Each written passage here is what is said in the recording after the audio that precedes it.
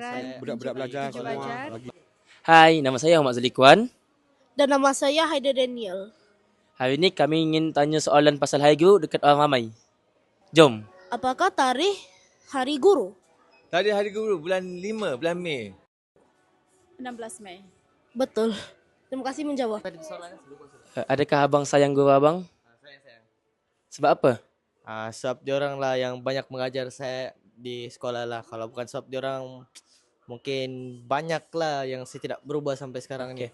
Soalannya bang, lepas- kalau abang diberi peluang lagi untuk jadi masuk kerja, abang nak jadi guru tak bang? Jadi apa? Jadi guru.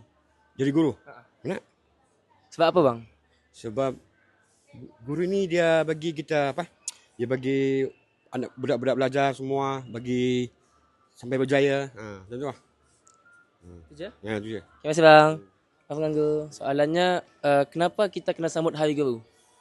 Hari Guru ni yalah mestilah kena sambut pasal dia menjadi tenaga pengajar kepada budak-budak yang membagi pendidikan kepada kita kan. Jadi perlulah dijadikan sebagai sambutan Hari Guru. Itulah. Okey, terima kasih tuan. Sedikit masa. Sepenuh Hari Guru tak lama lagi, nak minta akak bagi ucapan untuk semua guru kat Malaysia ni. Boleh tak? Boleh.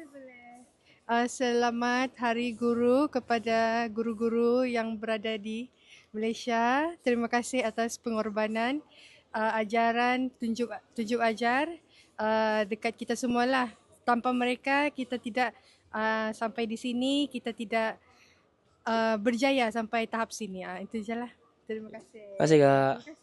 Terima kasih. Okey, saya daripada Jabatan Imigresen Malaysia ingin mengucapkan selamat maju jaya dan terima kasih atas segala pengorbanan guru-guru di seluruh Malaysia lah, hamnya dan asnya untuk di wilayah Persekutuan Labuan. Kami pun terima kasih atas pengorbanan semua guru-guru lah. Terima kasih. Terima kasih bang. I just had to let you know you're